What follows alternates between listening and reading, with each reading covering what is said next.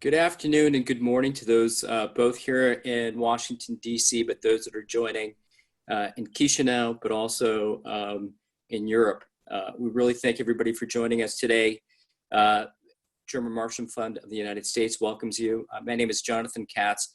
I am a senior fellow at the German Marshall Fund based in Washington. I also direct GMF's Frontlines of Democracy initiative. We're really pleased to have everybody join us today for a virtual event focused on Moldova. And I think just the title alone tells you a little bit about the state of politics, but the economic affairs and state of situation in Moldova, which like other countries globally is challenged with the coronavirus, but also has other significant challenges as well, economic challenges, challenges on carrying out needed democracy and governance reforms. Even within the last couple of days, there's been a no confidence motion put in place with respect to the current government, an upcoming election this fall. So there's a lot happening in Moldova, but it's also happening in the context of what's happening both Moldova, but regionally, but also globally too, in terms of COVID-19. And so today, the conversation we're really pleased to have, and my colleague Stella Luca, who I'll turn this session over to in a second, we're really lucky to have five leading voices from the Moldovan parliament to join us today. This is almost like a debate style, but it's not a debate, talking about some of these key issues, where politics is moving, what coalitions might be forming. But from the perspective of Washington and Brussels, Moldova remains an important partner. And I think for those that are joining today, want to see Moldova succeed. It's been challenging, especially for those who strongly support and engage on Moldova's Euro-Atlantic track and want to see that move forward, to see that Moldova in some sense has been backsliding in some areas and that progress has been quite minimal. And that doesn't mean that there isn't support or Western support coming. We see that coming from the IMF and a new package that's been discussed, a $550 million 3-year package, which is understandable and clearly needed.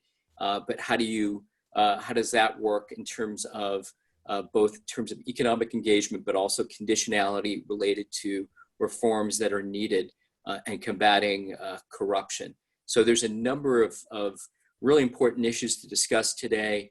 I just wanted to thank everybody on behalf of the German Marshall Fund, which has been long involved both in Moldova and the region through our Black Sea Trust office in Bucharest, but also programmatically here and in Brussels and a number of European capitals where Moldova and the importance of Moldova is being discussed, and how best to work not only with the government, but also civil society, media, and also how to deal with some of the more difficult challenges, not only economic and political, but also in security, Russia, and unresolved issues in Moldova.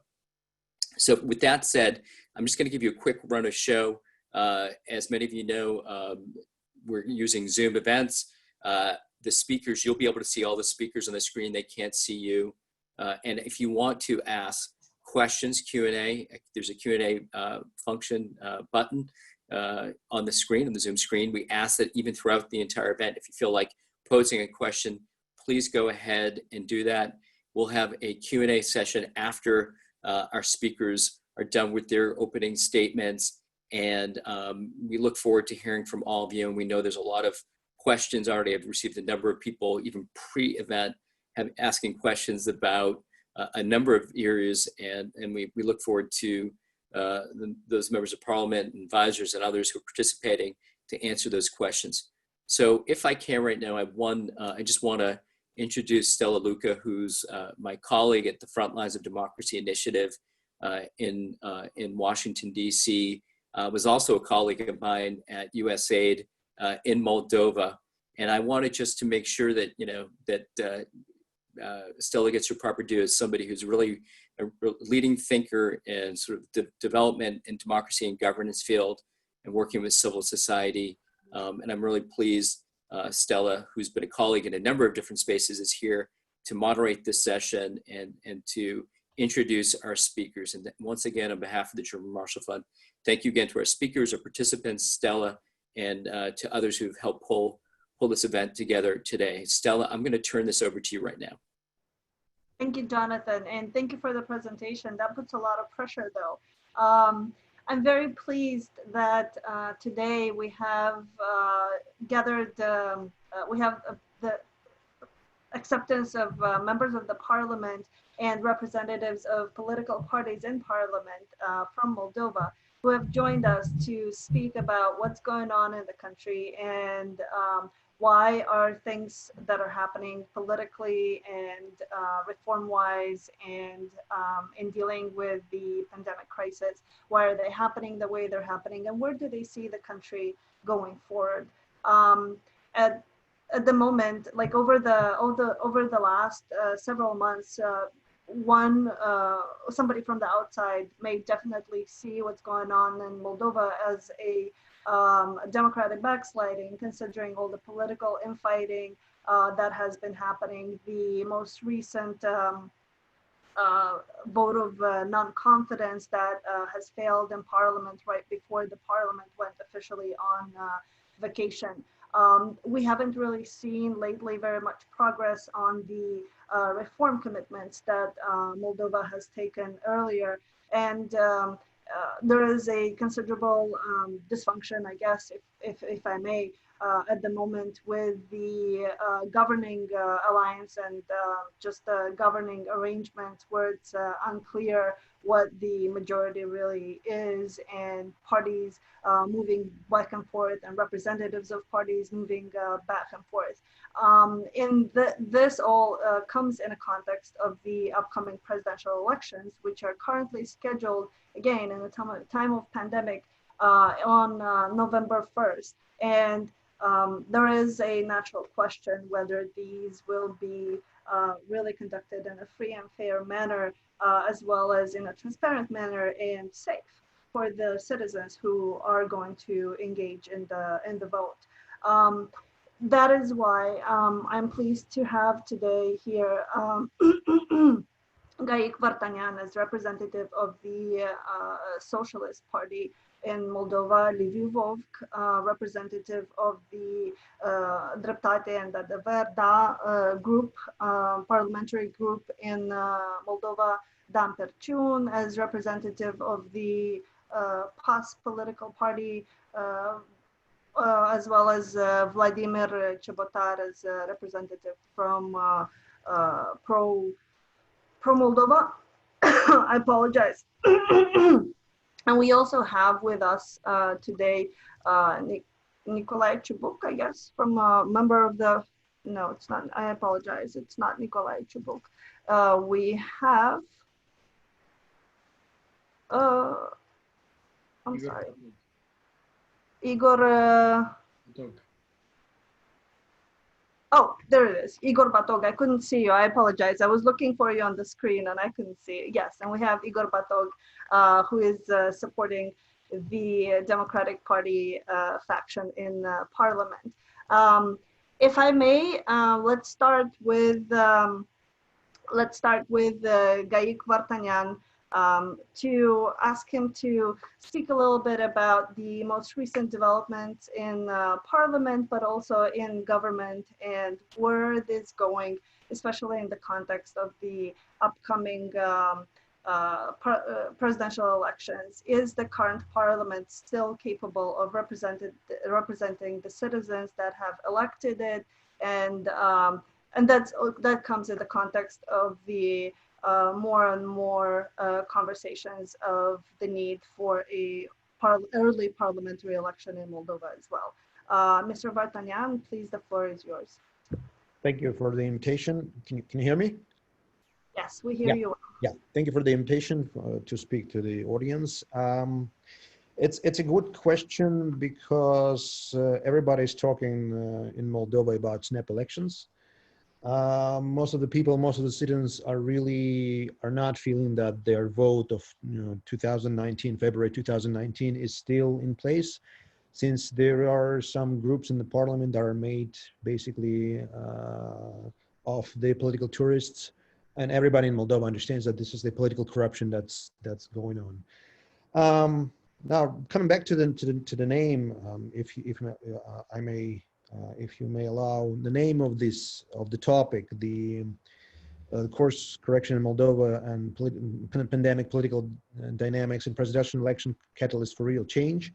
I think the key word here is real change, and every poll in Moldova says that the biggest problem, the biggest problem after the time of the de-oligarchization that started last year from the taking Plahotniuc out of the power and him fleeing in the United States, the biggest problem that still is in Moldova is that the parliament is still captured by, the part of the parliament is still captured by a couple of groups that are controlled by Plahotniuc.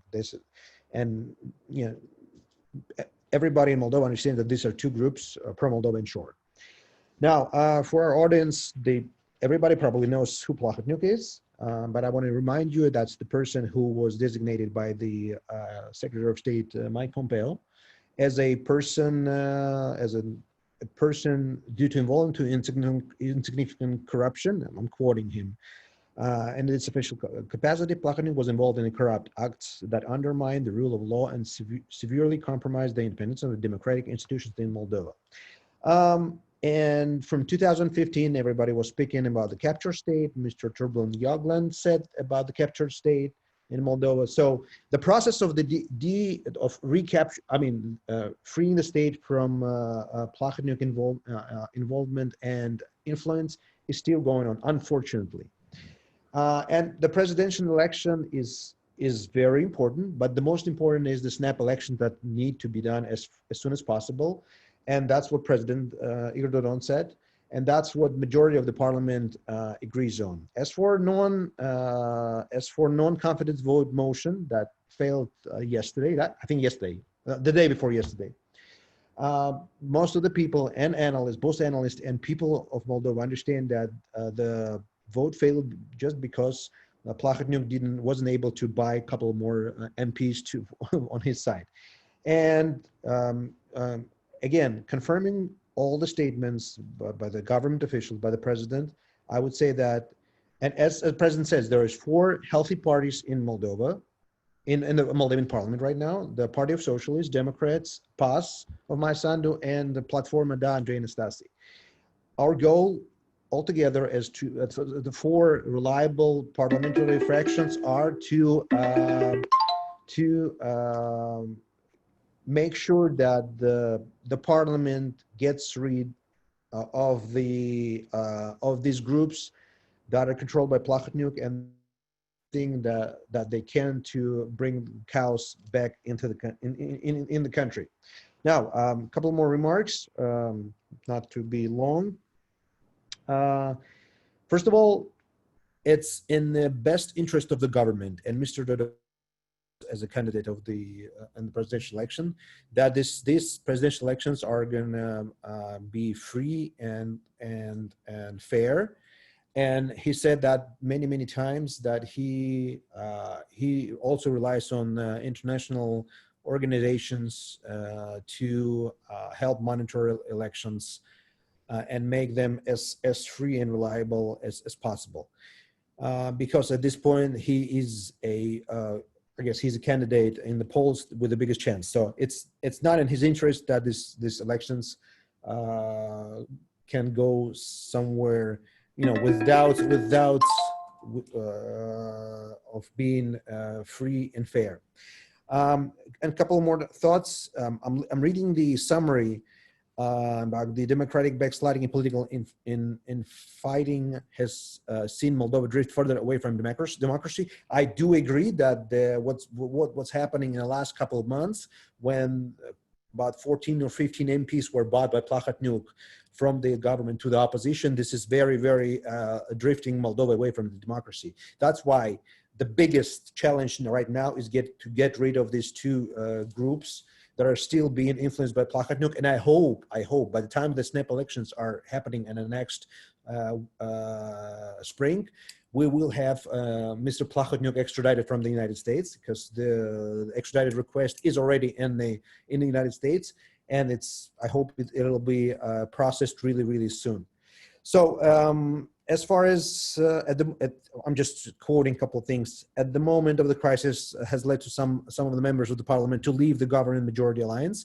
Yes, as I said, what was drifting Moldova away from the democracy, that's what pushed MPs to go from the government to the opposition. And by the way, there are actually 7 or 8 MPs from the government, MPs from the government side, from the Socialists and Democrats, who put who went to the prosecutor's office to tell about how the people are trying to bribe them to go to the Shore and Pro-Moldova party. So I hope these matters will be investigated by the Prosecutor General. As far as presidential elections, free and fair and transparent, as I said, there is not a person in Moldova. I guess there are only 2 people who are the most interested in the fair and free elections, presidential elections in November. I would say the 2 people are Maia Sandu and Mr. Igor Dodon. So I'm sure at least these 2 parties, Maia Sandu's PAS and a Party of Socialists, as a pro-presidential party, will do everything possible that the elections will be free and fair. As for Moldova's president has engineered long-term, deepened relationship between Moldova and Russia that will continue past 2020, cementing Moldova's drifts, and etc.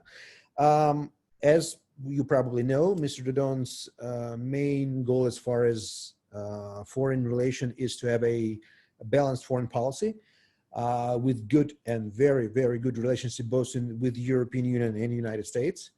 But on the other side, to have a good relationship with Russia and CIS and Eurasian Union, since those are one of the biggest economical allies we have a big historical and cultural ties with the countries of CIS, and especially with the Russian Federation, where hundreds of thousands of Moldavian citizens live.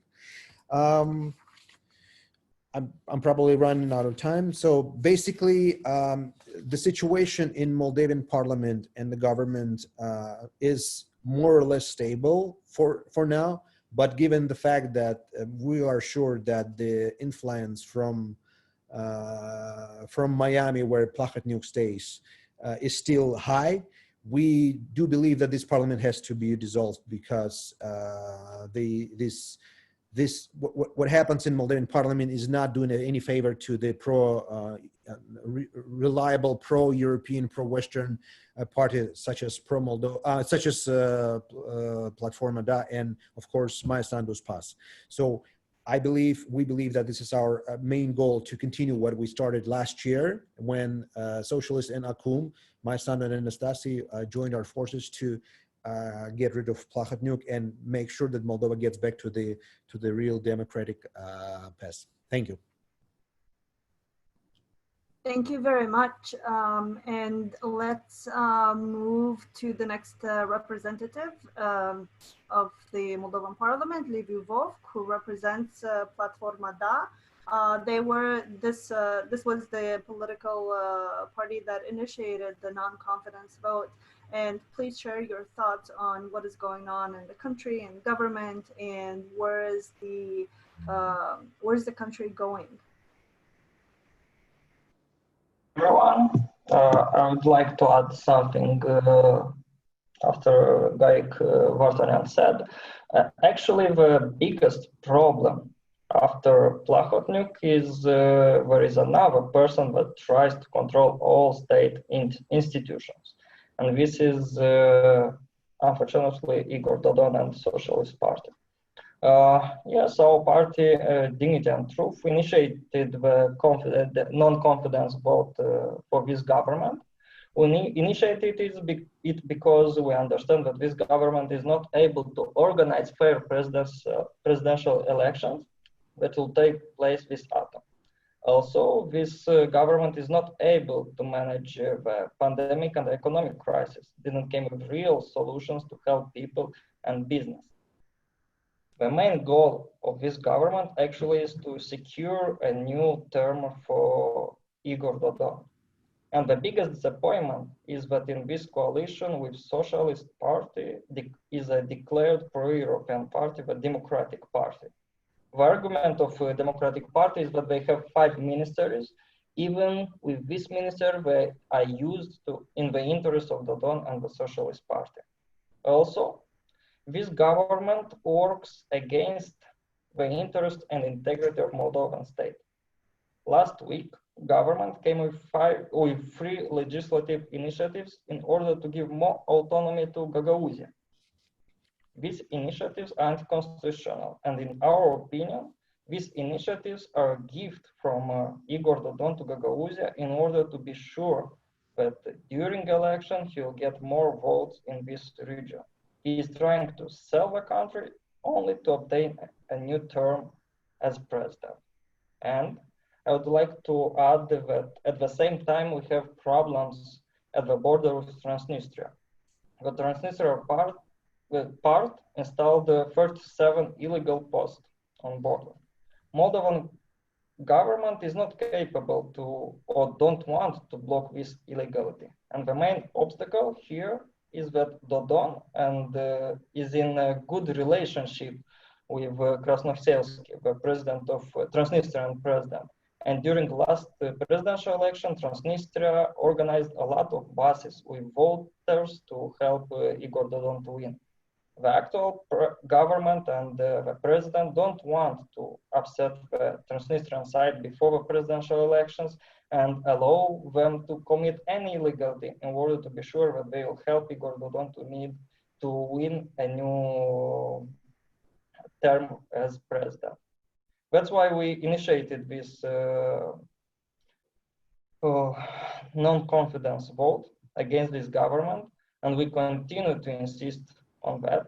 We are still trying to negotiate and convince Democratic Party that Moldova needs a professional pro-European government that could organize fair presidential elections and also fair parliamentary early elections next year.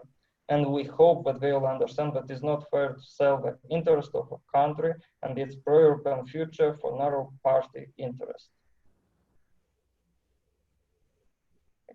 After there will be questions, I'm ready to answer. Thank you. Thank you very much, Mr. Vovkon, presenting your rationale for the vote of non-confidence and your thinking on what's going on in the Moldovan parliament, government, and overall governance. Let's move to Mr. Perciun, who is a representative of PAS party, and hear what the party has to say about the current developments and also the past performance and the path and the actions of reform that may be happening or not happening in Moldova at the moment. Hi everyone, it's a pleasure to be here. I would like to start by talking a bit about the economic and sanitary situation in the country, because it will definitely influence also the presidential elections, and it is always in the background of what is politically going on. So in terms of the pandemic, it's good to know that Moldova is still one of the countries in Europe with the highest number of cases, new cases per capita. This government has had a policy of very modest testing, and it is not willing to give it up, although there is further capacity to increase the number of tests that are being done. And this is one of the main reasons why we are still not able to keep the pandemic under control, and we have not seen an end to the first wave as other countries have. So right now the pandemic is going on in full swing with very little ability on the part of the government to do anything to really mitigate it. So there is no end in sight for Moldova at this point in terms of the coronavirus. And it is a matter of concerns for the citizens. And of course, it raises questions also about the possibility to organize elections, not only, and probably its biggest impact is economic. And whilst countries in the region have seen significant support packages for business and for people, Moldova has not done so for various reasons that I'll not go into right now, but the support package was only about 1% of GDP, far lower than Romania, far lower than Ukraine, far lower than other countries. And also, besides the fact that there was very little money put into the economy, also the mechanism through which those could have been absorbed were very complicated. And particularly small business was very, very, very hit. And there is currently a growing discontent with the economic and social situation in the country. The number of people who are out of work has doubled. And I think this partly explains why the popularity of the Socialist Party has been steadily declining, and why for the first time in some of the polls, if I'm not wrong, the IRI poll that has been recently conducted, Maia Sandu has outpaced Dodon in voter preferences. And this is something to be taken into account for the November election, because most likely the economic consequences will be fully seen by then. Right now, the economic crisis has not fully hit, but the consequences are already severe. But by November, that will definitely be a major topic of the campaign, and it brings in a lot of unpredictability to the result, added to all the other factors that have traditionally affected Moldovan elections. Now, if we were to refer to the political situation and to our concerns in particular, have to do with the ability of this government, of course, to organize free and fair elections. I do not think that it is in Dodon's interest to have free and fair elections. We all understand very well that for him, losing power is not only a political issue, it is also a personal issue. The likelihood that he will end up in jail if he loses power is reasonably high. So when you have such high stakes, of course, you are willing to do anything to win. And this is the mentality and the perspective that is driving his decisions currently. This is why we expect, as we have seen in 2016, massive voter transportation from Transnistria. As you know, it's a region that we do not control, but Dodon has very close links to, business-wise, first of all, and also via Russia. So as it has been done in 2016, we might see massive voter transportation. Also, securing a correct vote in Gagauzia might be difficult. We have not been able to have observers there in 2016. We will do our best to have people on the ground now. But of course, again, it's a massively pro-Russian region, infiltrated by Russian interests, and where he has a lot of control, and his ability to staff ballot boxes and so on is disproportionate to the rest of the country. So that's one thing to watch. And not least, we have been very, we have been very alarmed by his recent declaration that there might be a decision not to open polling stations in the diaspora. We support having a proportionate number of those both in Russia and in Europe. We believe that all Moldovan citizens, regardless of their political orientation, should have a vote, but not allowing Moldovan diaspora to vote will definitely be a big influence on the overall outcome of the election, and it mean barring people from exercising their constitutional right. So we will monitor that very closely. Basically, at the moment, with this current government, in our view, the likelihood of having a fraudulent election is very, very high, just because Igor Dodon cannot allow himself to lose. Since, as I said, it's not a matter of political cost, it's as much a matter of personal costs for himself as it was for Plahotniuc. And we have seen where Plahotniuc or Shor has ended. And it is very likely that he will take the same road if he loses power. Now, to comment on the situation in parliament. It's of course a very difficult situation. We have seen this massive buying or movements of parliamentarians from one party to the other. We have even seen someone from the Socialist Party who was willing to go, but was kept via quite brutal methods. And it is a very sad thing to see now in Moldovan parliament when we have one MP which is basically held captive and is being followed by secret police everywhere, even to the toilet, just because the Don is so worried that if one leaves, there might be more to go. So he had to have a very strong stance on this one incident to make sure that all the others stay in their ranks. This is a big concern because on the other side of the aisle, there is not necessarily a much better option in terms of integrity. Let's put it like that. So I guess both us and Platforma Da, we are in this complicated conundrum when you have to choose sometimes between the lesser evil. And unfortunately for the forthcoming future, it seems that this kind of choice will be in place. I do not think that we will see an early election. We would strongly support an early election. It would be an opportunity to get rid of the most dangerous probably elements in parliament and really make parliament more representative. But I do not see how this will be in the interest, potentially even of the Socialist Party, to call it an early election. Some parties that are currently in power obviously will lose their seats and will have a significantly diminished presence in parliament. Also, you have to understand that when you are making an effort to break a government coalition and move away about half of its MPs, you are not doing it to lose it in half a year.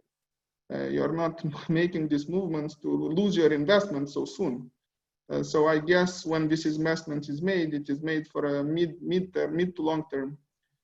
Therefore, I am very afraid that a lot of money will be put into efforts to make sure that an early election is not called even in spring. And this is very bad news for Moldova, even regardless of who wins the presidential election.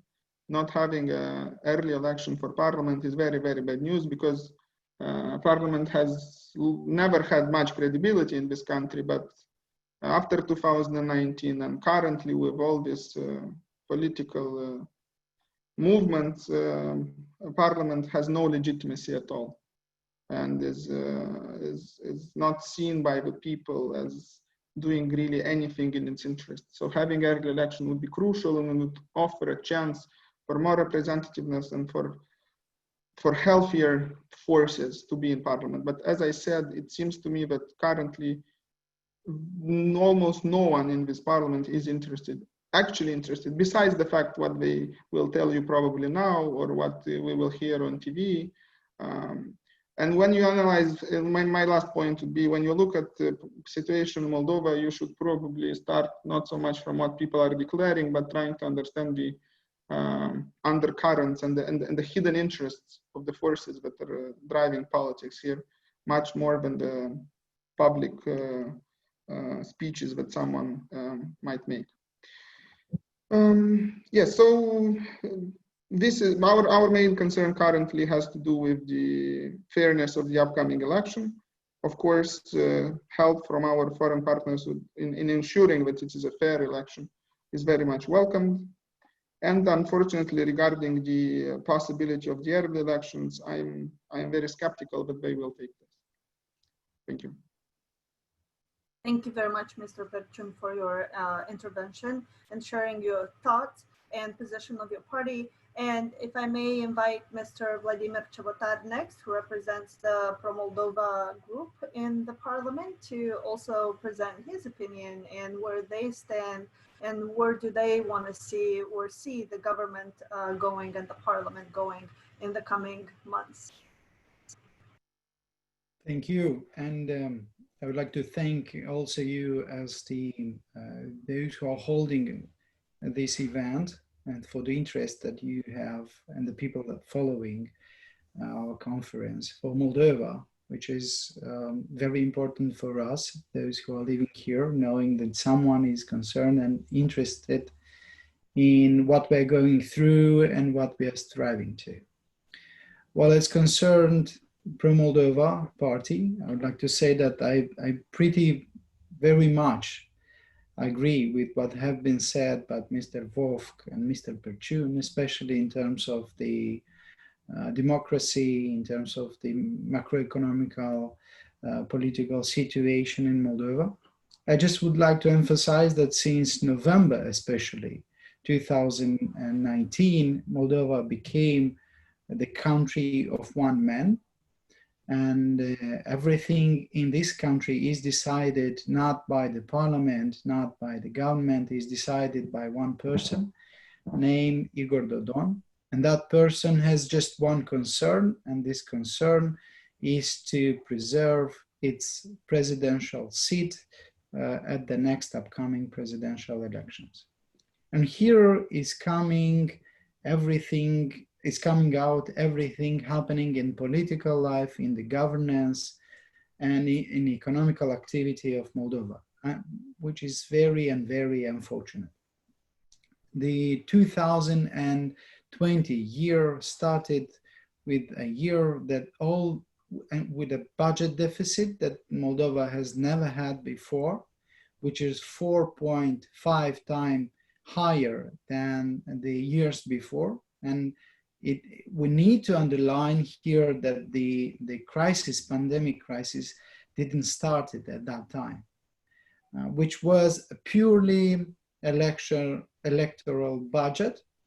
There were no real priority for the people, for the business, or some real public affairs that were necessary in order to implement the European Association Agreement, or some other reforms that do not need to be delayed anymore, which is very unfortunate. Then the pandemic started in March, and unfortunately we also saw that the government did not came with any real support to individuals or to the business environment.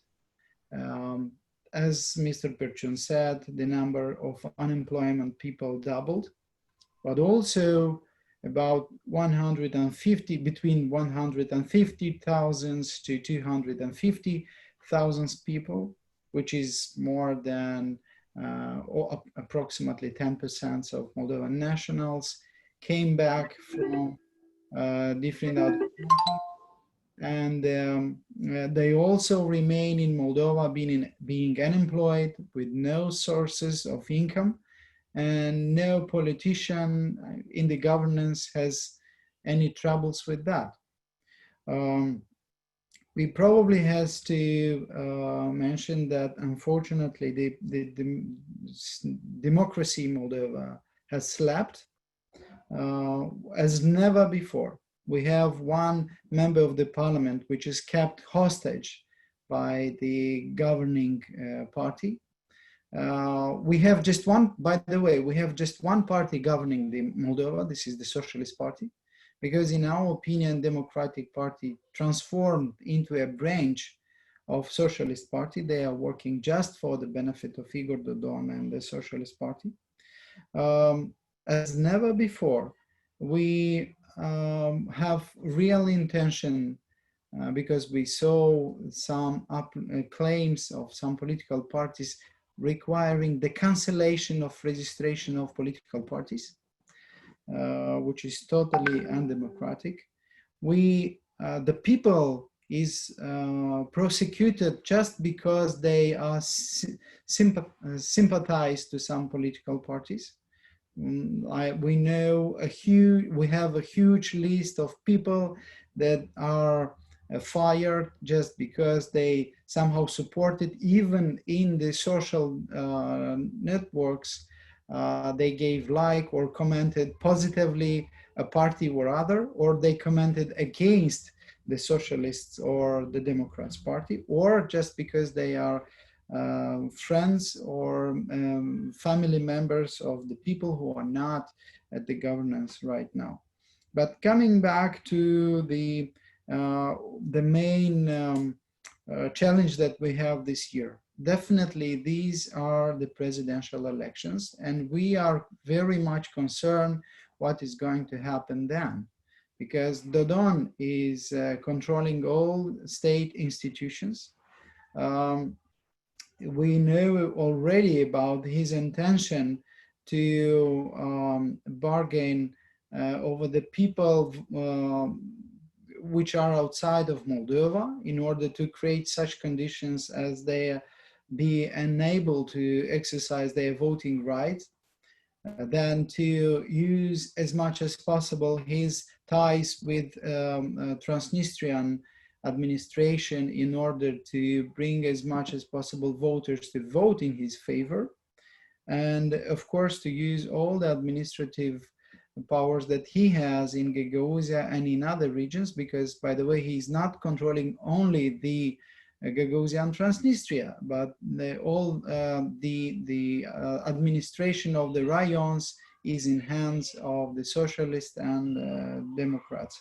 So I would say that the main aim for all of us being in the opposition is to do whatever is necessary in order that these presidential elections to be democratical ones, to be elections against Dodon, because he is the main threat of democracy and further development of the country.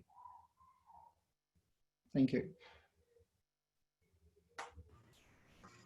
Thank you very much for your intervention and thoughts. I'm glad to hear from such a young group in the parliament. And let's turn to Mr. Igor Batok, who is today representing the Democratic Party, and hear what they have to say in terms of the reform efforts going on in the parliament and governance process and the way forward towards the presidential elections, and what is the likelihood or their analysis of the need or opportunity for an early election as well.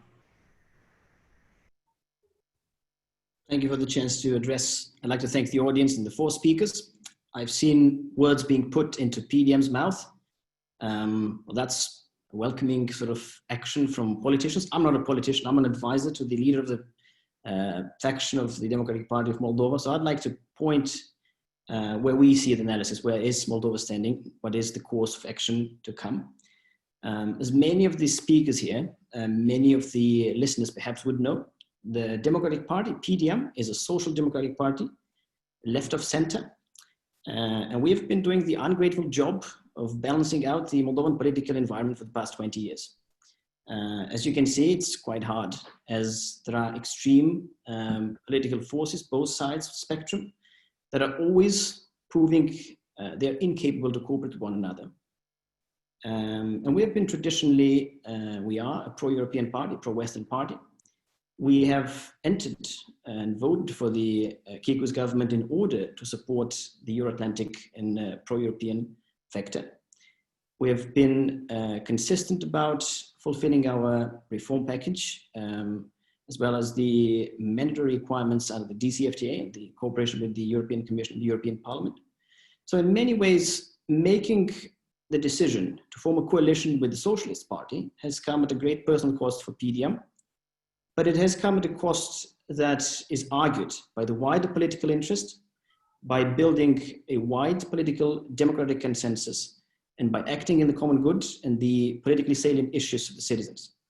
So I'd like to go back to where we started. In November of 2019, Cabinet Kiku has been invested by 62 votes. It is ironic that 16 of those voters are now a newfound political force in parliament, speaking against that very government they've invested. And they've voted specifically a minority government. They've seen the action program of that government. And I believe that Prime Minister Kiku, in spite of his arrogance on Monday, has delivered quite an impressive report on what is the social, economic, and political standing of his program. I do acknowledge that many of the commitments assumed by that government, the government has fallen short of. And yet that government has managed to get Moldova through this vicious pandemic. Moldova is no exception to the regional context. And the manifestations seen in Moldova, especially in the light of the COVID-19 infection, they might be examples of mistakes, but many greater powers have done mistakes. Sweden has done, Great Britain has done. I mean, United States now is witnessing a very similar, sort of trial and error path to solving it. So I think that Moldova has done much better than it could have done. The T-bonds are positive. The risk of indebtedness of the Moldovan government isn't there. The investors do trust the Moldovan government. It's funny that the Moldovan politicians do not trust it. In the macroeconomic environment, the indicators are not that bad. You could look at the currency exchange. The leu, the Moldovan currency, is one of the strongest as it's been in years. So in many respects, I think that what has happened on Monday and the rhetoric you have witnessed today is purely a manifestation of political desperation, populism that is unfortunately exploited in order to capitalize political popularity before, be it the presidential election or the snap elections of next year. And in PDM's case, we remain committed to free, fair, and democratic elections, regardless of whether that's the presidential or the snap elections of March next year. And we have voiced expressly that we will cooperate with every political party in the Moldovan parliament. We now have a track record of being in parliament, outside of parliament, in opposition, outside of that capacity. We have a very conflicting legacy to work with. And that's why we will work with all the healthy political forces in the Moldovan parliament. And we will not cooperate with the political forces we deem compromised. We deem have had allegations of high corruption, or else are trying to obfuscate the interests of the Moldovan citizens, the politically salient issues, in order to do an egocentric game fulfilling their mission. So in this case, we are ready to discuss with PSRM, with Platforma Da, with PAS, and ourselves, as the viable political forces in parliament.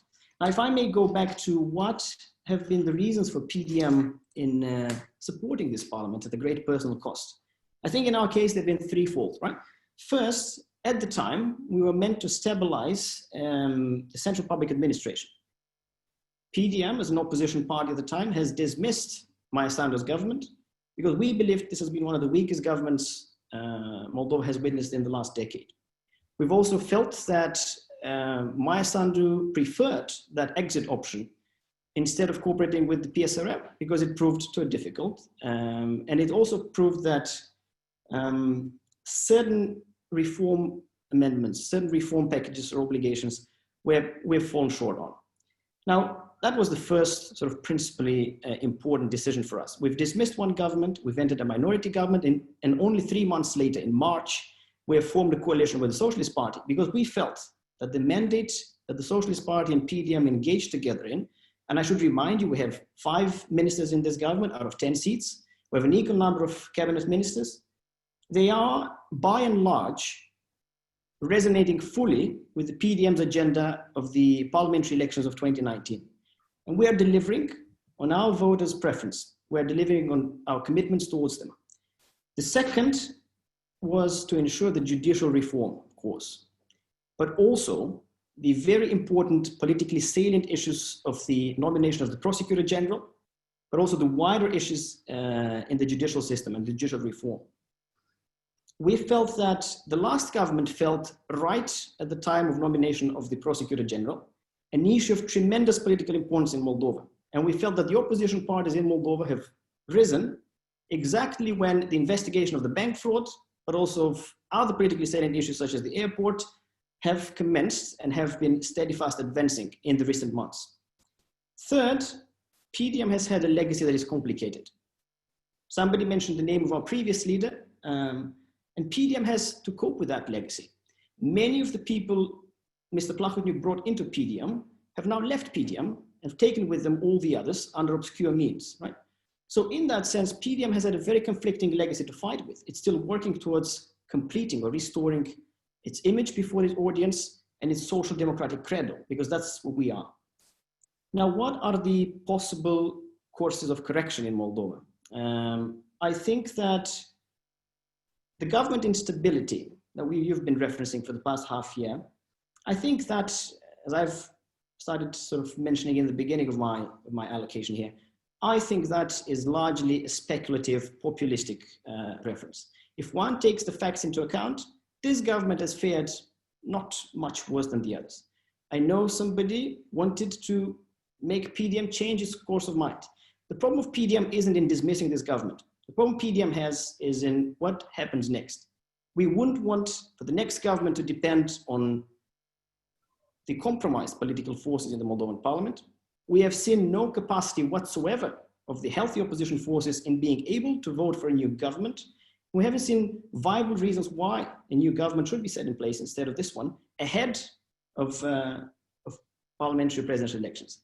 We also feel that dismissing this government at a time when a new government can't be set in doesn't make much sense, because this would trigger even greater political chaos, and this would again obfuscate the politically salient issues of the judicial reform and the crucial investigations we are trying to follow through.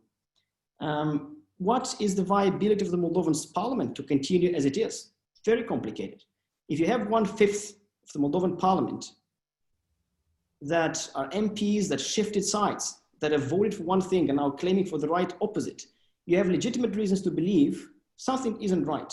Voters' right isn't respected. And in our case, we think that good governance is all about acting in the common good. And we don't see the common good prevailing in the Moldovan parliament as it stands. So there's only two ways out of it, in our opinion. First is that there is a greater, wider political majority between the healthy parliamentary parties. That is PSRM, PDM, PAS, and Platforma DA. We will not discuss, negotiate under any means with the remaining political forces. The other option, the ones that many four speakers have mentioned, is a snap election, an early election of March next year. And PDM is equally open about both of these options, as long as the Moldovan interest voters prevail over the egocentric political concerns and the greater political battle, right, we're witnessing in the Moldovan parliament. PDM remains committed to free, fair, and democratic elections. And I think that in that respect, there's nobody's right to blame PDM, so we are somebody else's party. PDM is its own party. It has its own people, its own voters. And as it stands, I think it's in the best of interests of all healthy political forces to negotiate with PDM so as to seek and capitalize their political performance in ways that are different than populism and desperation, right? That's where we stand, and we'll definitely have a candidate in the presidential election. We don't have the identity of that candidate yet. We're not sure we'll pass into the second round, but I think what PDM decides in the second round also largely depends on the way the healthy opposition forces cooperates with us. So I'd like to stop there and sort of leave the room for further questions if you have them. And yeah, thank you for the opportunity to address and voice the position PDM has. Thank you very much for sharing the Democratic Party's position and opinions on the what's going on in the Republic of Moldova and where the country is going towards. And I want to remind everyone that we have a Q&A option. If you have questions that you would like to address to our speakers today, I will be sorting through and addressing those questions as we move into the Q&A session. If I may just start this Q&A session with just a few comments on what has been said throughout the event. I hear that all of the political parties do acknowledge the political instability to some degree that's going on both in government and in the parliament, and you do have your own approaches on facing it and dealing with it and approaching with it. But may I ask representatives of the of those political parties that are not currently participating in government to share how are you currently still working on promoting the reforms that the Republic of Moldova has earlier committed to? How are you keeping this government accountable as we're moving towards a presidential election? And then how are you working together, if at all, for the upcoming presidential elections?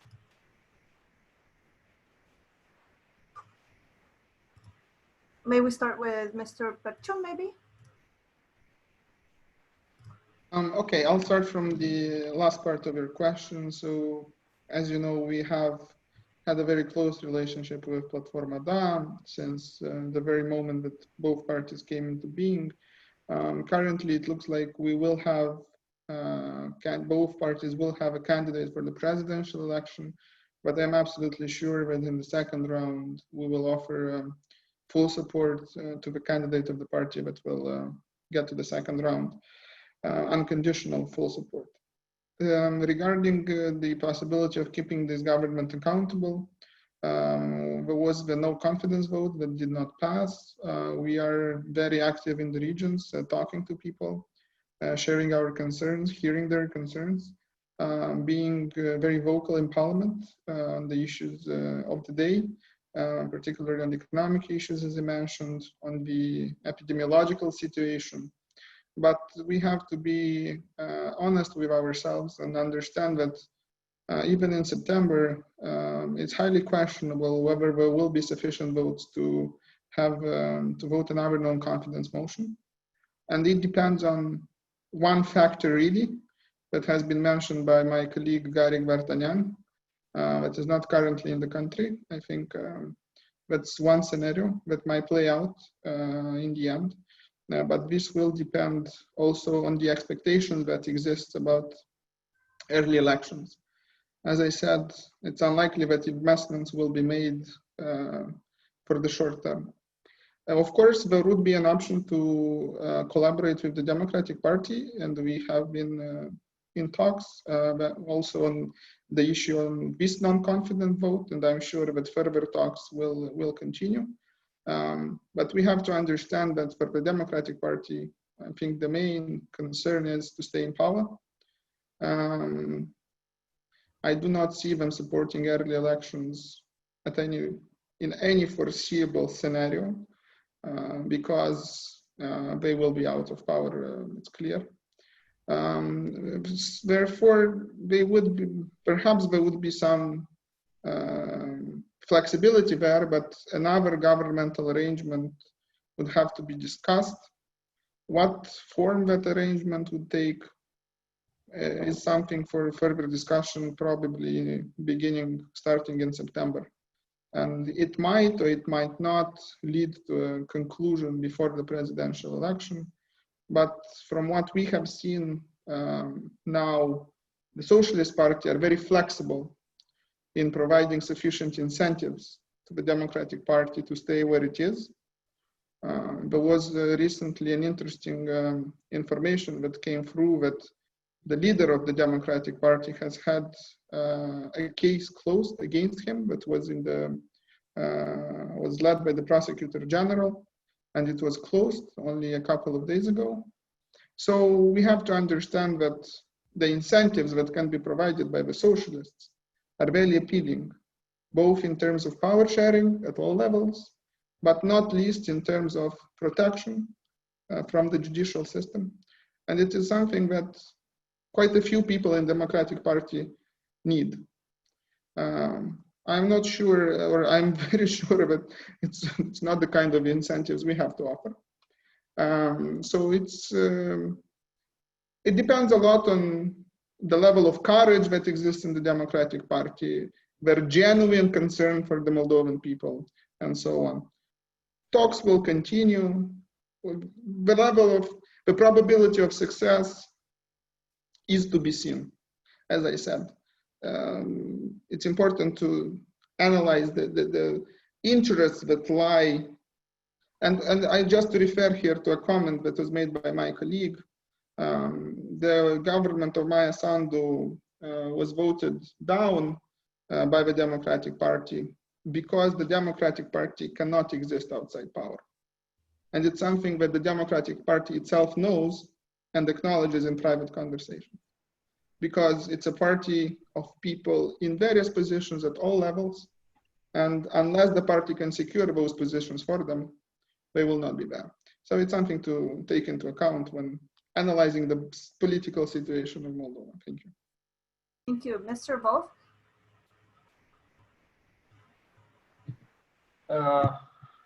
Actually, for these presidential elections on January this year, our party tried to invite all other pro-European parties to talk about a unique candidate, how it happened on the last presidential election. Unfortunately, no one accepted this idea to have a unique political candidate. That's why we also announced a candidate for these presidential elections, and we hope that we'll have a good result and on these elections. But all of us should understand that, and I'll repeat what I said at the beginning, that for fair elections we need another government, pro-European one and a professional one, because even Democratic Party said that on November they voted for minority government from socialists. And where is the problem to vote right now for a minority government from Platform Dignity and Truth from PAS, and to have a pro-European one that will make real reforms, pro-European reforms? Because when they say that they moved a lot on judicial reform, I would like to hear how and what they made on this judicial reform. Because for more than 2 weeks, we have a candidate for Supreme Court of Justice, Viorica Puica, a good person, a professionalist person that is uncontrollable by Igor Dodon, and the Socialists of Democratic Party blocking Parliament to vote for this person to become a judge in Supreme Court of Justice, because they are not able to control this person.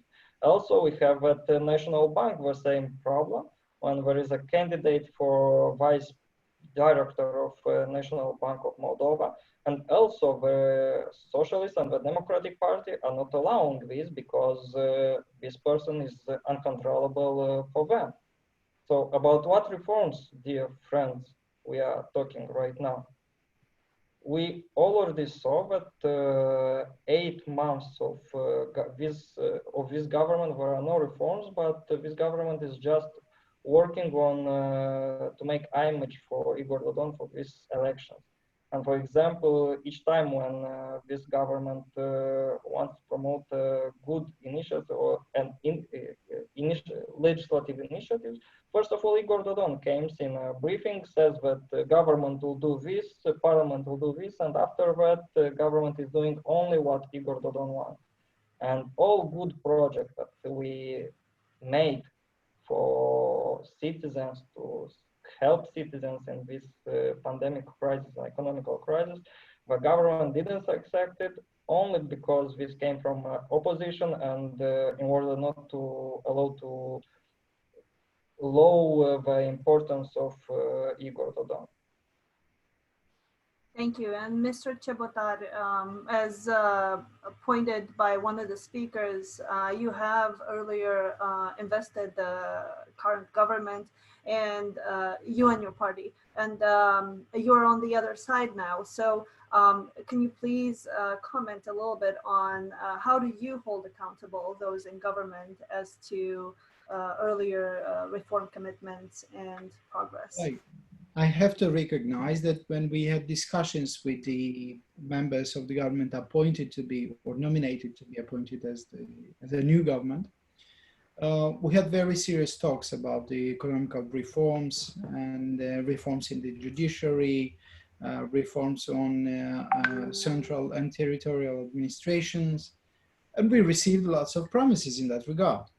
But we found ourselves very soon in December, we found ourselves being in position to approve a budget that was intended only to support Mr. Dodon campaign, which is a too expensive budget for a nation like ours.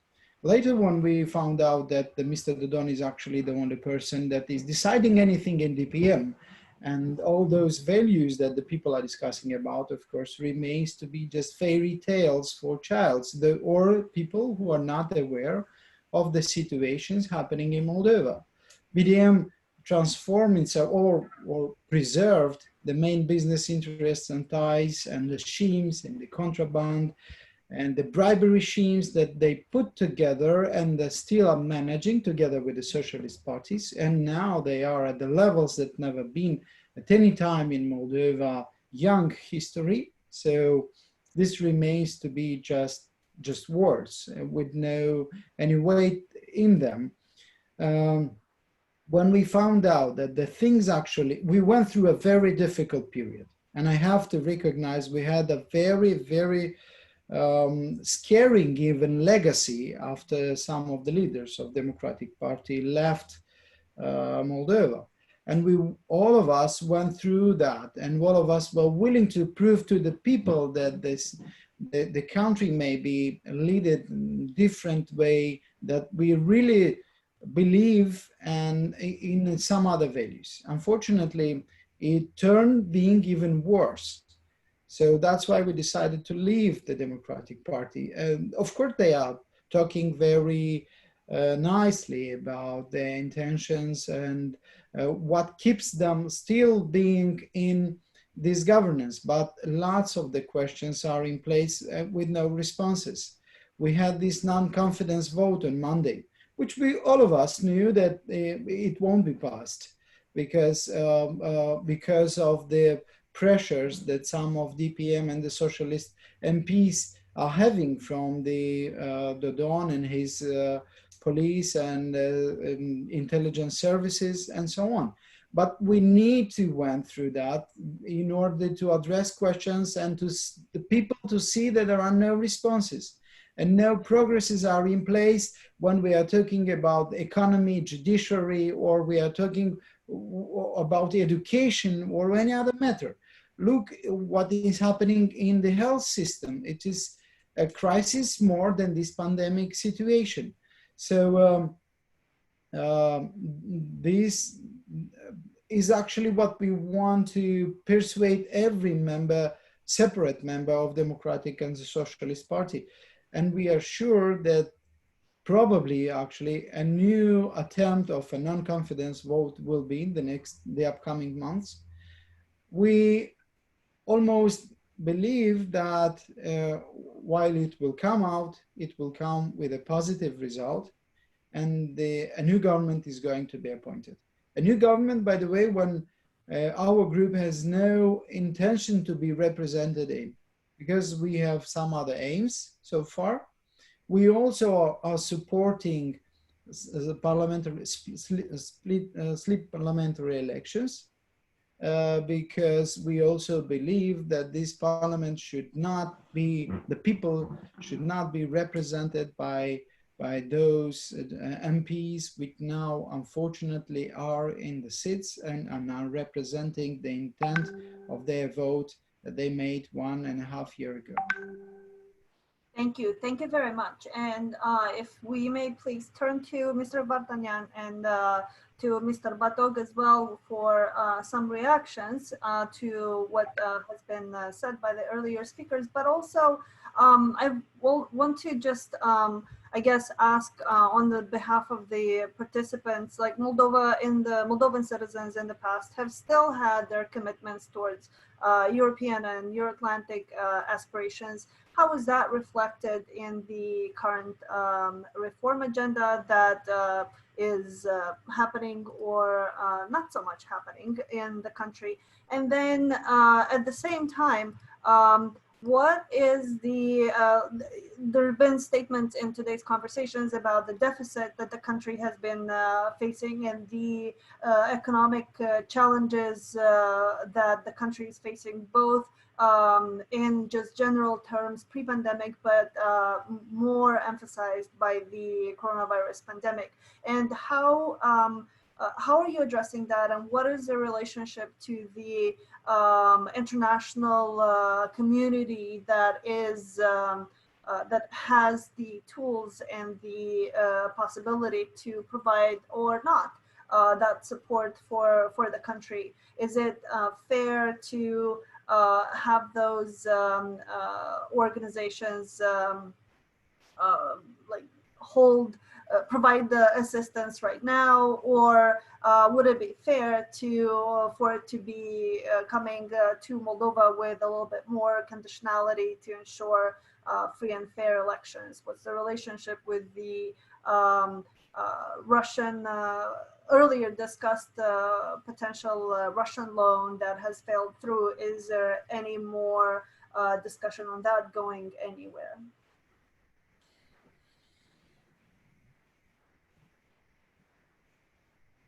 Yes. Well, it's a good question. Thank you for the question, because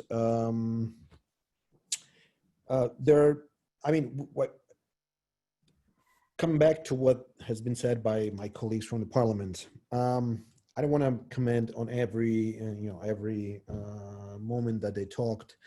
We do understand that the opposition is always critiquing the government. Now, as for our relationship with the European and Western and American partners and international organizations and international financial organizations, it's a good question, because since the time that this government was put into, one of the main thing that the opposition was promoting, that this government will be isolated, and that didn't happen to be true.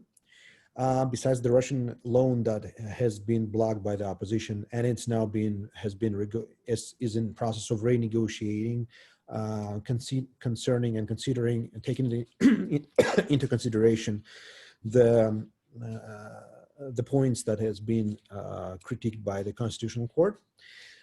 Besides the Russian credit, the government signed a couple of days ago the agreement with the European Union for 100 million euros. Besides that, the government is already negotiating a 500 million euros deal with IMF. And in general, it seems that the government is, if you probably heard, if you heard the report of the Prime Minister that came in the Parliament during the motion session, there has been lots of mentioning of the European, our commitments, Moldova's commitments to association agreement and continuation of European reforms. By the way, for example, as for justice reforms, you probably know a couple of weeks ago in one of the television talk shows, the United States Ambassador, Mr. Derek Hogan, basically praised the Minister of Justice and how the justice reform is at least going on and forwarding, and how the communication is very between the international organizations, between the non-governmental organizations in this area, and the Minister of Justice and the Minister Farina Akshevsky are in good shape. So, and I would say, I talked to the Minister of Justice many times. He said the number of contacts between Ministry of Justice and European organizations, Venice Commission, I mean, it now numbered way more than the previous government. So we're in constant dialogue with the European partners, with American partners. And I believe the main thing is not even the, is not even a geopolitical, vectors, because this government and the parties that support this government, the Democratic Party is more, pro-Western. This Party of Socialists is more for a balanced policy between East and West. But the main thing is that we need three things. That is basically, I believe, the elite in the United States, in Europe, the politicians, the business in the United States, investors are interested in. And the three things are basically is a stability. That's what we need to obtain after the snap parliamentary elections, after a stable coalition. If none of the parties will get the absolute majority. As for now, the only party that is close to absolute majority is the Party of Socialists, but who knows? And most probably will have some kind of coalition in the next parliament. And in the second point that we need is predictability. That's what basically the business needs. And the third thing is we need a security, regional security that will allow the Western countries and Eastern countries to make sure that in this part of the country, our conflict, that the problem, the frozen conflict, Transnistria, will not be a security issue for Europe. In general, I would say that this is what our partners in the United States and Europe have to worry about. We don't, honestly, I don't worry about the snap elections and the presidential elections. Whoever wins in the presidential elections, the main thing is actually the snap election, because we're a parliamentary republic. Of course, it would be great if the next coalition would be intact, working intact, and in a good way with the government and the president. It may become that the president will be from one political side, and the next coalition and the next government will be an opposition. I was going to ask about that. Yeah, that might happen. But at this point, the main thing is we have to get rid in the parliament of these, Plakhatniuk era things that are, parties and groups that are still poisoning Moldavian government. And that's, if you go out on the street and ask in any poll in 10 people, that's what people want at the amount of 90%. They want this page, this black page of Moldavian state history to be turned, and we will start the new era of normal democracy with 2, 3, 4 party coalitions. And you got to understand one last thing. Yes. Yeah. I'm finishing. Moldavian society is divided. I mean, this is for our audience, mostly for the experts, for the politicians in the business. Moldavian society is divided 50-50. 50% is looking at the Eurasia, Russia, CIS, and 50% is pro-Western. And no matter what you do for the last 30 years, plus minus 5-6%, that's what's going to happen, and nothing's going to change. Ideally, probably in future, we will come naturally to two-party system, maybe. But at this point, we believe as socialists that that well-balanced policy, foreign policy, with good relationship with the West and with East will be of the greatest interest of Moldavian people, Moldavian economy, and Moldavian future in all areas, including the security area as a matter of Transnistria. That is very, very viable for us as well. Thank you. And maybe, Mr. Batok, just a very quick remark, if you could, if you have any, of course, just to make sure that we still have time for a couple of final questions and closing notes before the end of the event. Yeah, I think the speeches of the 4 speakers prove once again how ungrateful PDM's role is and how unable certain political parties in the Moldovan parliament are still to cooperate with one another. I would hate to turn it into a political debate.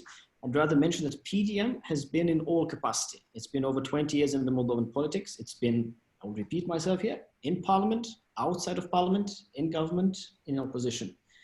We don't want the geopolitical clivage to be exploited. And I think that's what's happening now. People are hiding behind names, behind the name of the president, or pro-European values, or pro-Russian predicaments, for instance. I think that is just an easy exit. It's an easy escape to obfuscate the politically salient issues and the public governing for the public good. Now, 2 more remarks. You mentioned the reforms. I think I wouldn't want to make it technical, but if you want to look at what has been the track record, we signed a coalition agreement with the Socialist Party that outlines the domains: economic, social, judicial reform and corruption, foreign policy, and so on. So each of those sections is dead clear. If you look at them, they are largely aligned with our political agenda. And with many points that are written therein, you would find that significant progress has been made, or that in large, some of the points have been achieved in spite of the COVID-19 pandemic. Of course, we have a deficit budget because every other developed market economy has a deficit budget after the COVID-19. Moldova is no exception to it. I just think it is rather shallow, I would say even shameful, for politicians to exploit the COVID-19 as a pretext to build political capital. I would much rather appreciate politicians to actually unite, to build wider political consensus in order to address the pertinent issues. That is yet to come. Now, with respect, one last comment here, with respect to the non-confidence votes, I think the opposition votes in parliament altogether now, they number 49 votes. They would need 51 for a non-confidence vote to pass. Of course, an extraordinary session of the parliament can be summoned. I don't know why some of the colleagues are using the word block. There's no such thing as blocking in democracy. As long as you have 1/3 of the Moldovan votes in parliament, you summon a new extraordinary session and you pass on a non-confidence vote. You need 2 more votes. And I mean, I shouldn't say, but I believe there's a chance those 2 votes can be fixed. Now, sorry for the colloquial use of the word. I'm using it on purpose. Fixing those 2 votes would make this government fail. What comes next is probably an even bigger dilemma. And in PDM's opinion, this would be a tremendous political chaos, triggering a government that is dismissed and putting the new government in a position to depend on votes of parties that we think are compromised.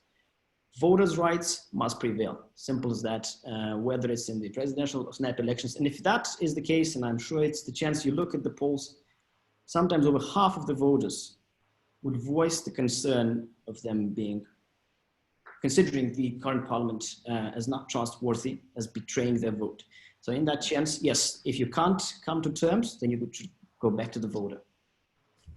Thank you very much. I have to agree to what has been stated throughout the event here. Definitely the Moldovan society has always been and still is highly polarized, but it seems from what all of the speakers have voiced today that there is a general agreement over the fact that the current parliament does not necessarily fully represent the people of the country and people who have voted it back in February of a few years ago. And are you, just one, I guess, final set of questions from both some of the participants and questions that have come in from other potential participants, ahead of the event.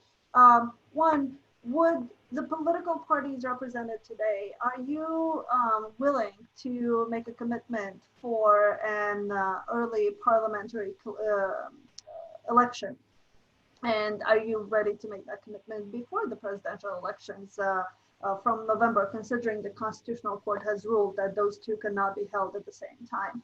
And then another thing that I would also like to integrate in this question is, how are you working with the representatives of your political parties throughout the country, especially in the time of pandemic, to ensure that your positions and your messaging to both the population and the local elected officials gets heard and gets across? And then one final question pertains to the foreign support, especially the financial support coming from the international organizations, and to what extent do you think there is room for conditionality to make sure that the assistance provided does go specifically for the purpose specified in those assistance agreements, and it's not used or somehow portrayed as a tool for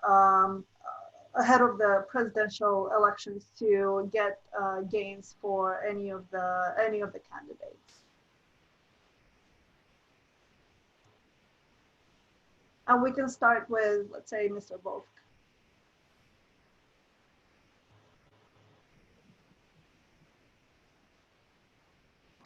During this pandemic situation, we are trying to be more interactive with our organizations. From territorial organizations, weekly we are doing Zoom meetings with our organization, trying to explain how is the situations, what messages we should send to people to explain them the real situation. And of course, it's quite hard and is not allowed right now to make big meetings, but we are trying to make meetings with 10, 15 people outside somewhere in order to respect all the epidemic norms and to explain people how is the real situation and what is the position of our Party. party.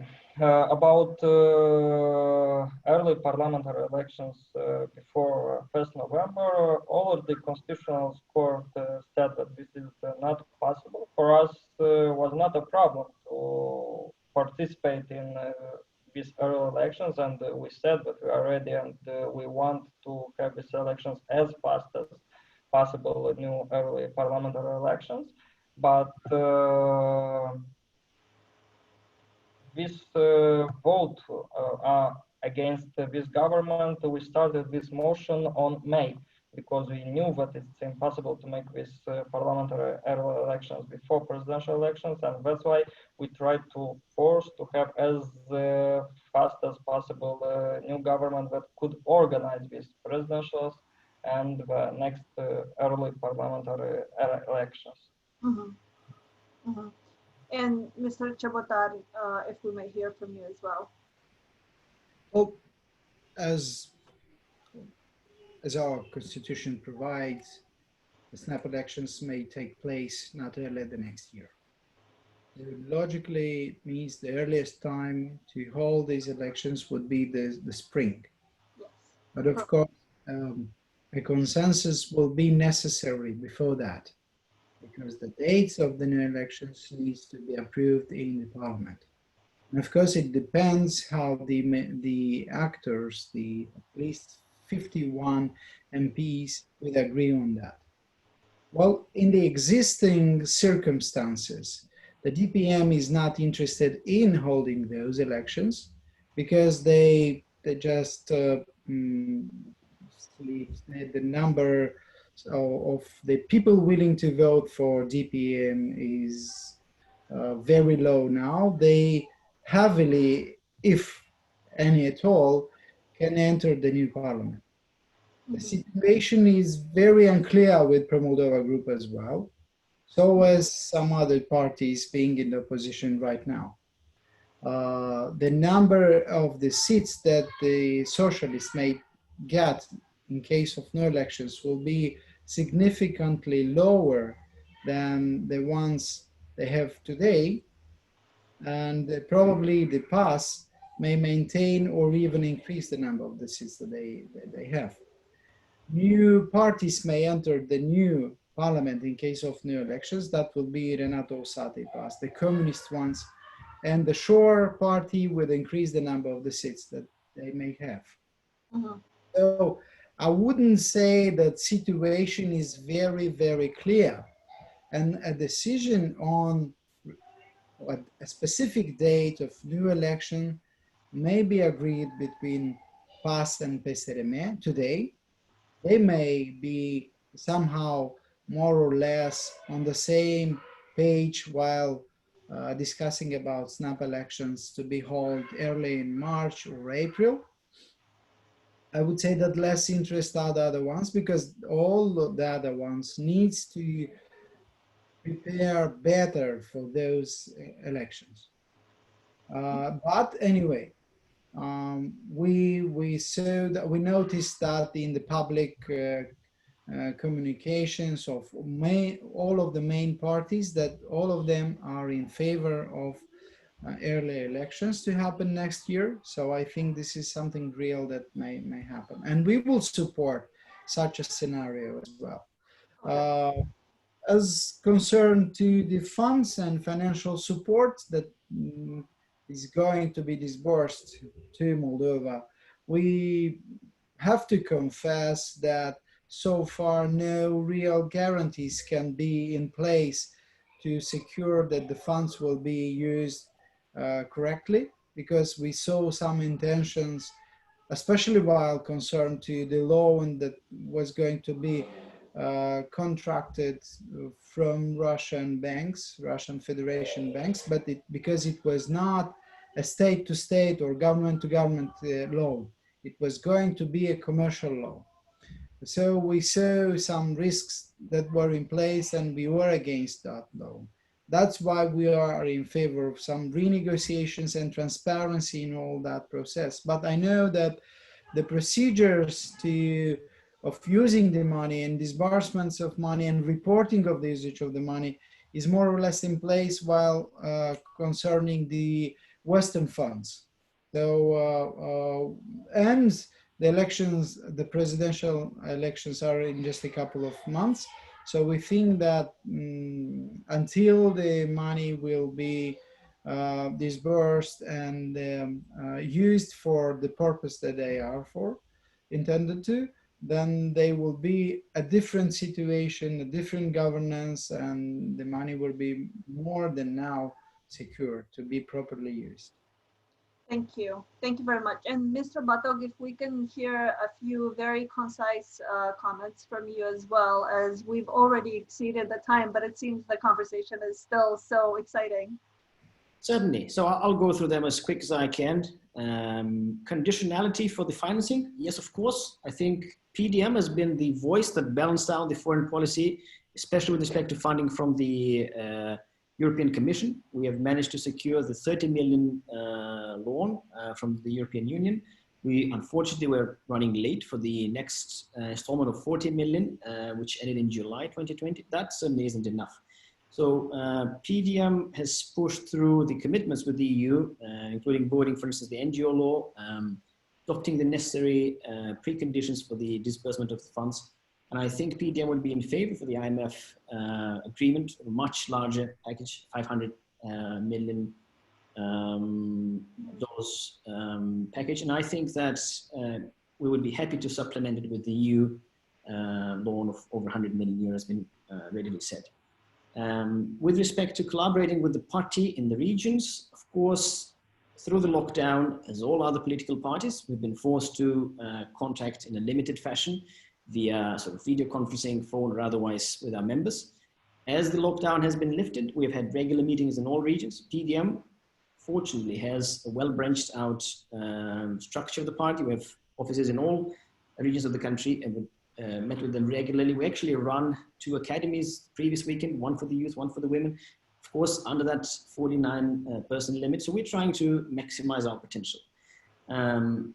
Is there a snap election commitment? I think I would largely align with Mr. Chebotary's position. I think no party except PSRM and PAS would actually capitalize on a snap election. And even in their case, I think it would not change at large the issue of them being able to collaborate together. I think that the previous government has shown they can only unite against someone or something, and they can't really collaborate in a wider political consensus. And I certainly believe there will be a change in the way the votes are distributed. Of course, PDM has a difficult, challenging position ahead, but we tend to not pay too much attention to the locally run polls. They tend to be biased. They tend to be shaping the political debate. We do pay quite a bit of attention to the independent polls run by, say, NDI or IRI or many other actors. And in that sense, PDM is confident of its standing. And it is confident that any other new government, even in a possible scenario of March snap elections, would be unable to form without some form of PDM involvement in it. So that's pretty much where we stand. Thank you. Thank you. And Mr. Vardanyan, if I may turn to you now and then further to Mr. Perchun, as you are being referenced as the potential winners in a situation of an early election. And also you do have the leading presidential candidates, at least at the moment. How do you feel about what is going on and what do you think? I mean, would you be willing to make a commitment to a early parliamentary election, even before the November presidential elections, before you know, and we know, who the next president will be?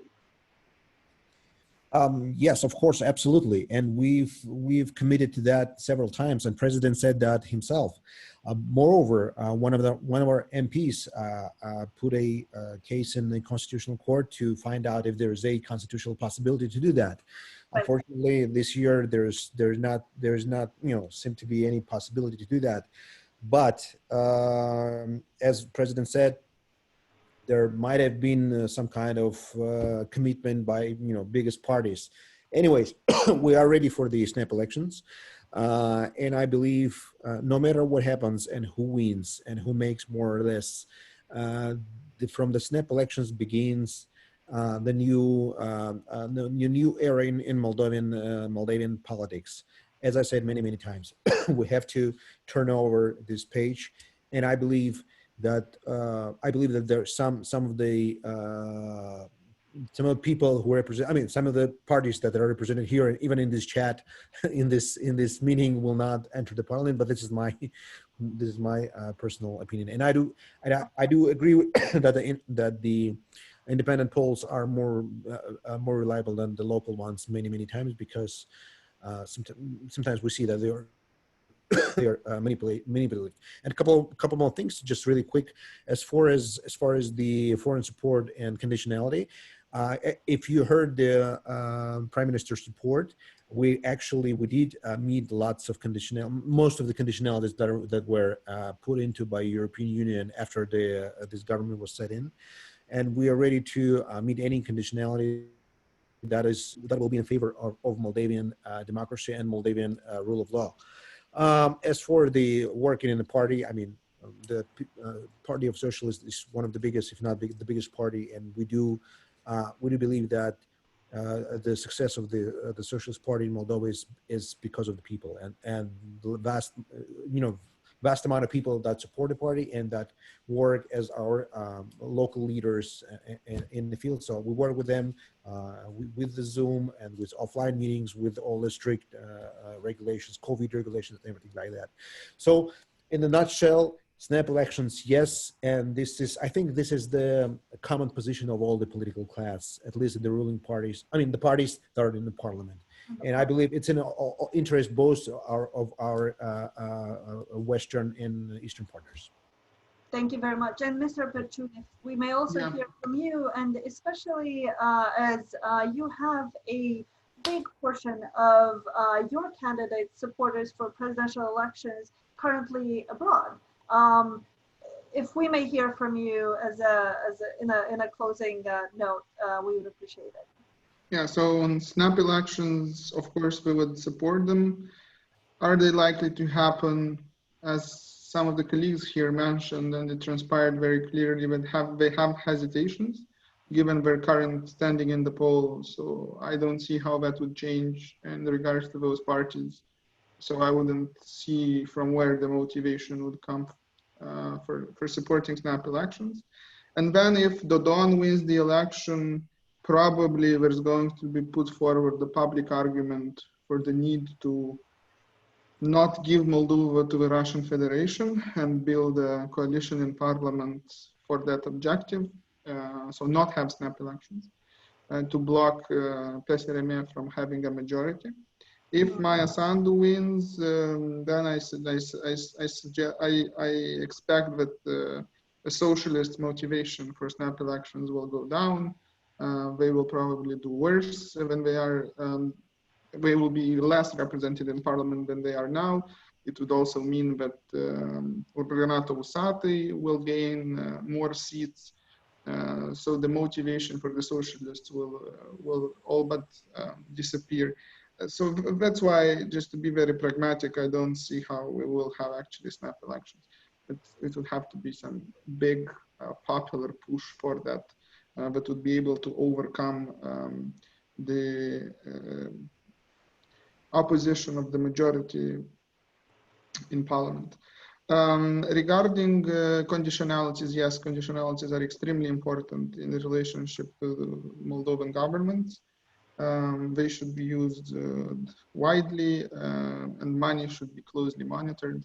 As we all probably understand, there is a predilection in this country for misusing funds. That's why strong conditionalities are needed, and very close monitoring is also necessary. Yes, we are working very closely in the region. We are having meetings on a regular basis. Maia Sandu has had a tour around the country, and she's continuing to do so. Parliamentarians are active in the region.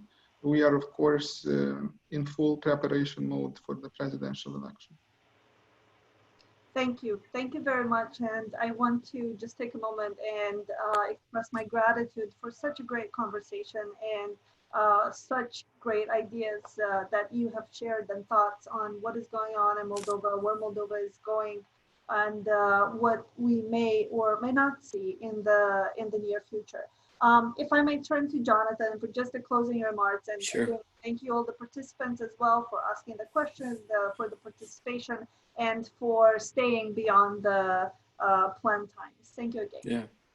Yeah. Stella, thank you for that great job moderating. Also join you in thanking our speakers for taking time out of busy schedule during a difficult time. I share all the takeaways. One thing I can see certainly is that Moldova's politics are robust. That's for certain.